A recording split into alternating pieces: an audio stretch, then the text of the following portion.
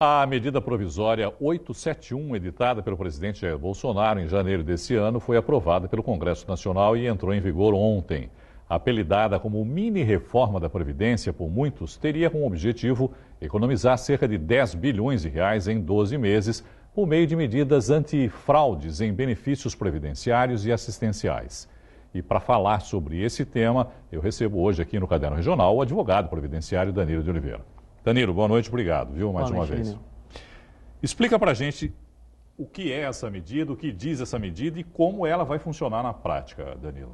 O governo federal tem anunciado cerca de 3 milhões de benefícios no INSS, concedidos pelo INSS, sob suspeita de fraude. São 3 milhões de benefícios com indícios de fraude. Além disso, nós temos aí 2 milhões e meio de benefícios de prestação continuada, ou LOAS, né? Aquele benefício assistencial de um salário mínimo, que estão sem revisão também há cerca aí de muitos meses, há mais de 6 meses. Eles queriam mudar, inclusive, na reforma agora, né? O BCP e o LOAS também queriam modificar, né, nessa reforma. Inclusive no relatório da Câmara ficou de fora, né? Acabaram tirando, né? Recuaram nesse sentido. Na prática, como é que vai funcionar? Quer dizer, vai realmente diminuir o número de fraudes? Porque o INSS já leva um tempão, né, Danilo, para conceder aí essas aposentadorias e esses pagamentos de assistenciais. E assim mesmo tem esse número gigantesco de fraudes. Quer dizer, o que falta? Mais fiscalização? Aumentar o número de funcionários lá do INSS? Veja, são indícios, não é? São suspeitas. Realmente esses benefícios por incapacidade, como auxílio-doença, aposentadoria por invalidez e o próprio LOAS, né, que é pago para a pessoa com deficiência, depende de uma perícia médica a cargo do INSS que verifique a existência da incapacidade ou da deficiência. Num primeiro momento eu vejo com bons olhos, né? É importante que o governo feche o cerco, que a autarquia, que o INSS feche o cerco, porque veja, é muito melhor você gerar uma economia a partir de uma fiscalização que verifica benefícios concedidos indevidamente do que, porventura, o governo federal criar novos tributos ou até mesmo aumentar tributos. Tem validade essa medida provisória, Danilo? Tem. Inicialmente, esses programas especiais vão até o final de 2020.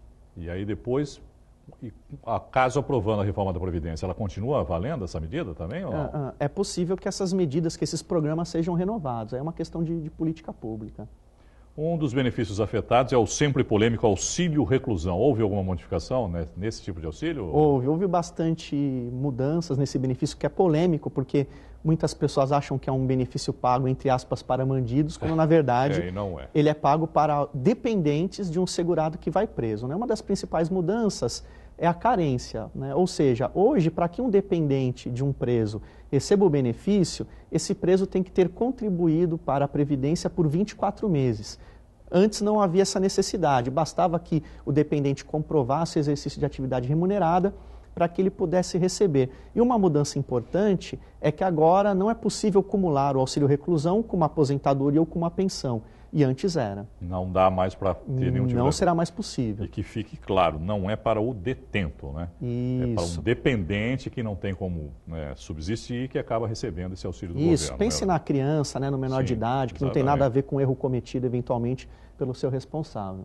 Bom, nessa medida provisória foram criados também 2 programas que prevêem bônus para os servidores, é isso? Que vão avaliar benefícios irregulares. Em que situações eles vão ser bonificados? Então, ao invés de contratar mais servidores, o INSS ele vai se valer hoje do INSS digital, do processo eletrônico, e os servidores técnicos e analistas do INSS que, além da sua jornada de trabalho normal, fizerem essas avaliações, fizerem a análise desses benefícios com indícios de fraude, eles receberão um bônus algo em torno de R$ 57. A mesma coisa em relação aos peritos do INSS, que serão elevados a uma carreira médica no Serviço Público Federal e também receberão aí um bônus por cada benefício, na verdade, por cada segurado que seja submetido a uma reavaliação. É uma iniciativa positiva, você diria isso? Eu vejo com bons olhos, eu repito, inicialmente eu vejo com bons olhos. Eu só me preocupo com que não haja uma inversão de valores, com que não haja uma presunção de má-fé. Existe a possibilidade de o INSS suspender os benefícios, suspender os pagamentos, caso um segurado notificado ele não se defenda ou se defenda fora do prazo, né? Por que essa presunção de má-fé é ruim?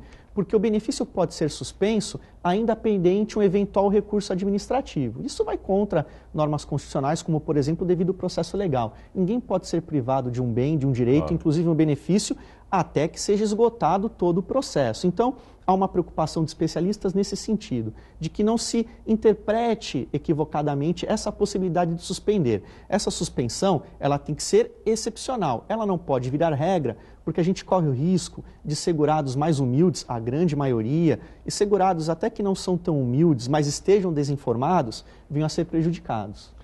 Só para a gente encerrar, Danilo, essa digitalização que está passando no INSS, não é? Quer dizer, agora praticamente lá no meu INSS, o cidadão consegue praticamente todas as informações, dar entrada em todos os pedidos que ele precisa. Isso vai diminuir o número de pessoas que vão no atendimento direto lá nos postos do INSS ou vai continuar não?